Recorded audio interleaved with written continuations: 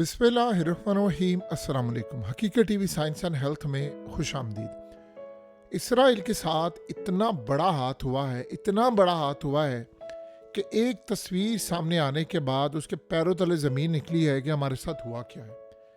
आप ज़रा ये तस्वीर देखें, ये क्या है? ये असल में रूस का रशियन एम्बेसडर है जो इसराइल में। जैसे ही हमास ने इस कैदी को रिहा किया तो इस कैदी को रिहा करने के बाद रूस का एम्बेसडर पहुंचा और उसके बाद उसको जाकर रूस का नया पासपोर्ट दिया। गालिबन हो सकता है उसका पासपोर्ट एक्सपायर हो, बहुत सारी चीज़ें हो, बहुत सारा डाटा हो, लेकिन हैरान कुन तौर पर इसराइल को समझ आई कि हमारे साथ इतना बड़ा गेम हो गया, हमें पता भी नहीं चला।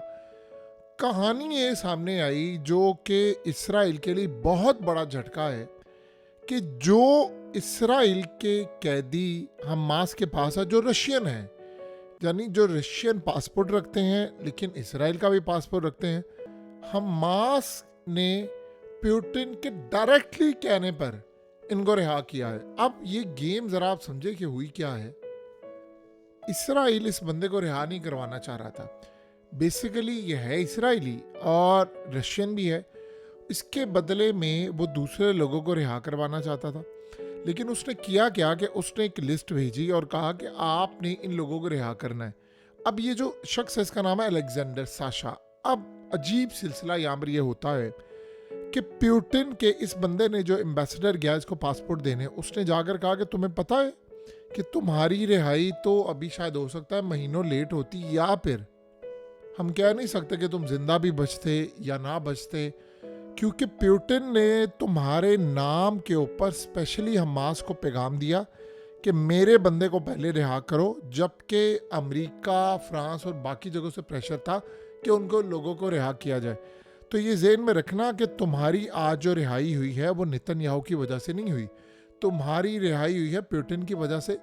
और पुतिन ने स्पेशली जो ऑर्डर जारी किए हैं वो हमास को हमने डायरेक्ट कहा था कि हमारे बंदे को रिहा करो, तो उसमें हमने नाम दिए, तो तुम्हारा नाम पहले था, लिहाजा ज़हन में रखना तुम्हें हो सकता है कि अगले जो बाकी रह गए हैं कैदी, क्योंकि 3-3 करके आ रहे हैं, तकरीबन अभी भी 64 या उससे ज़्यादा कैदी बाकी है या 80 के करीब है। अभी एग्जैक्ट फिगर नहीं पता किसी को, जिंदा कितने ये भी नहीं पता। तो उन्होंने कहा कि 3-3 करके जिस तरह लोग आ रहे हैं, इस चक्कर में महीनों लग सकते हैं, और ये भी पॉसिबिलिटी है कि जंग छिड़ जाए, और ये भी पॉसिबिलिटी है कि दोबारा यानी मारे जाए, कुछ नहीं पता। तो तुम ज़हन में रखना कि तुम्हें ये जो स्पेशल फेवर मिली है पुतिन के कहने पर मिली है। अब इसराइल को इस बात का पता नहीं था कि हमास ने अपनी मर्जी से नाम दिए हैं और उन नाम में वो नाम है जिसने पुतिन ने जिसको कहा, यानी ये बात बड़ी अजीबोगरीब है। इसमें एक बड़ा अजीबोगरीब सिलसिला सामने आया कि आप ज़रा ये मनाजिर देखिए। ये वाहिद वो शख्स था, अब तक हमास की कैद में आने वाले लोगों में वाहिद शख्स है जिसकी हमास ने वीडियो जारी की कि ये खुले आसमान के नीचे है, ये वहाँ खेल रहा है, मछलियाँ पकड़ रहा है। आज से पहले किसी के साथ ऐसा स्पेशल ट्रीटमेंट नहीं किया गया। जितने कैदी हैं, असल में ट्रम्प के पास कैदियों के मनाज़र जो पिछले गए, तो आपको पता है कि ट्रम्प गुस्से में आ गया, उसने कहा कि मैं जहन्नुम बना दूंगा हफ्ते तक कैदी वापस ना आए, और बाद में पता ये चला कि उसने कहा कि कैदियों की हालत बुरी है। तो इसकी वीडियो रिलीज़ की गई, ये खेल रहा है, बेशक उन्होंने रिसेंटली बनाई हो, चाहे दिखाने के लिए या कुछ भी हो, बहरहाल खुले आसमान के नीचे ये बंदा आया। अब उसके बाद जब ये रिहा होता है तो घर वाले इसके मिलते हैं, सब कुछ होता है, इसको स्पेशल ट्रीटमेंट दिया गया। अब इसराइल को ये बात हजम नहीं हुई कि पहला कैदी ऐसा था जो खुले आसमान के नीचे आया, क्योंकि ये तो सुरंगों से बाहर नहीं निकलते, और उसको स्पेशल ट्रीटमेंट देना, प्रोटोकॉल देना, चक्कर क्या है, क्या ऐसा मसला है? और अजीबोगरीब बात यह है, गालिबन इसको अब रूस तलब किया जा रहा है, बुलाया जा रहा है।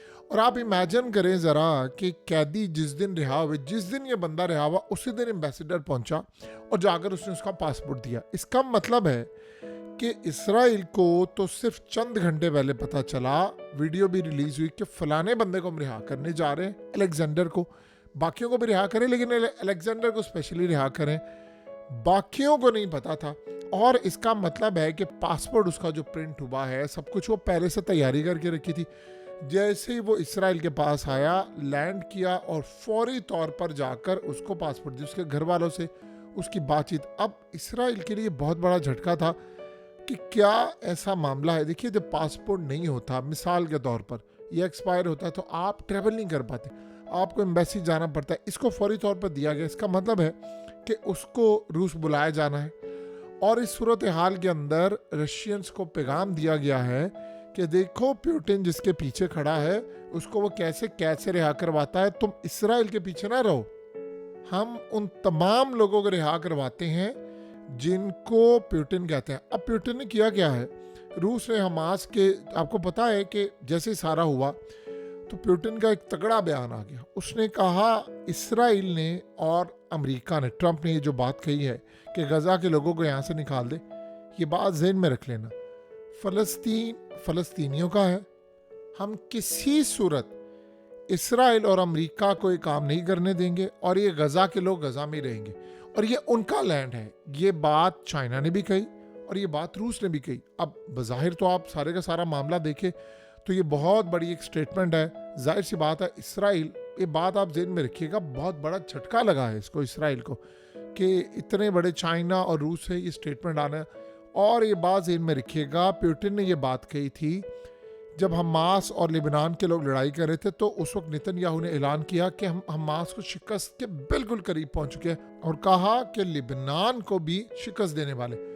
उस वक्त रूस का बयान आता है कि दूर दूर तक हमने चेक किया अपने रिसोर्सेज से, हमास के अंदर और हिजबुल्लाह में, दूर दूर तक इसराइल शिकस्त देने के करीब भी नहीं है, ना हमास को ना हिजबुल्लाह को। और दुनिया ने देखा हिजबुल्लाह वो जंग किस तरह, देखे इसराइल की फौजें लेबनान में दाखिल हो चुकी थी, उन्होंने जितनी मार खाई है, इन्होंने नुकसान किया, लेकिन हिजबुल्लाह ने इनकी ईंट से ईंट बजाई है। और वो सारा बैरूत कब्जे में लेना, हसन नसरुल्लाह के मरने के बावजूद भी जंग ना हारना, ये बहुत बड़ी फतह थी हिजबुल्लाह की। और आज तक दोबारा इसराइल की जरूरत नहीं, जब भी जाएंगे इसी तरह मार खाएंगे। और हमास के साथ उन्होंने कभी कह दी बस हारे, वो भी नहीं आए। तो पुतिन की बात सच साबित हुई, उनके राब्ते थे हमास के साथ क्लियरली। अब इसराइल को इस बात का शदीद गुस्सा, शदीद बरम है वो कि हमें बाईपास करके रूस ने अपनी टर्म्स एंड कंडीशन पर हमास से मामला तय किए। अब मज़े की बात आप देखिए, अगले भी जो कैदी आने वाले हैं उनमें रूसी कैदी जो प्रायोरिटी लिस्ट पे हैं। ये इतनी बड़ी डेवलपमेंट हो रही है कि इसराइल को पता नहीं है, लेकिन रूस को पता है कौन से कैदी आ रहे हैं। और बड़ी अजीबोगरीब बात है। और इसी को स्पेशल प्रोटोकॉल दिया गया, फिशिंग करवाई गई, फलाना किया गया। इसराइल इस बात को हजम नहीं कर पा रहा और उसको पता, आपको पता है ना कि पुतिन से जब 90 मिनट की गुफ्तगू हुई थी तो उसने क्या कहा था, उसने कहा था कि तुम बैक कर रहे हो हमास को, हमास के पास तुम्हारा असला है, हिजबुल्लाह के पास तुम्हारा असला है। और फिर आप सब ने देखा कि शाम में इन्होंने जुलानी के जरिए जो काम किया, वही काम था ना कि उसमें रूस के अड्डे निकालने, फलाना करने। अब रूस ने असल में जुलानी को कहा भाई शाम में मैंने अड्डे रखने हैं, जो मर्जी हो, और वो तुर्की से भी बातचीत कर रहा है। इसराइल ये बात हजम नहीं कर पा रहा। उन्होंने बड़ा क्लियरली कहा है कि इसराइल ने तुम्हारे सारे फौजी अड्डे, जहाज, चीज़ें तबाह कर दी हैं, अगर मेरे फौजी अड्डे रहेंगे तो तुम्हें बचा कर रखेंगे। तुर्की को उन्होंने कहा, आफ्टर ऑल तुर्की के ताल्लुकात ख़राब हुए ज़रूर है रूस के साथ, लेकिन याद रखिएगा बुरे से बुरे ताल्लुकात भी ख़राब हो, हमेशा मामला तय होते। सो इस सारी सूरत हाल के अंदर वो बातचीत जारी है और ये भी होने वाला है कि जुलानी को ये बुला रहे हैं रूस के अंदर, और हो सकता है वहाँ पर इसकी पुतिन से भी मुलाकात हो जाए और इस सूरत हाल के अंदर बहुत सारे मामला तय हो जाए। फिर वो वहाँ पर बातचीत करे कि भाई ये काम करे, वो करे। रूस उसके बदले में उनको थोड़ी इन्वेस्टमेंट करे, कंस्ट्रक्शन करे। रूस शाम से जाना नहीं चाहता, उसको इसराइल पर एडवांटेज है, वो वहाँ पर बैठकर मॉनिटरिंग, जासूसी और बहुत सारा कुछ करता है। सो लिहाजा इस सारी सूरत हाल में अब अमेरिका चूँकि शाम से जा रहा है तो रूस का वहाँ पर अड्डा होना बड़ा ज़रूरी है।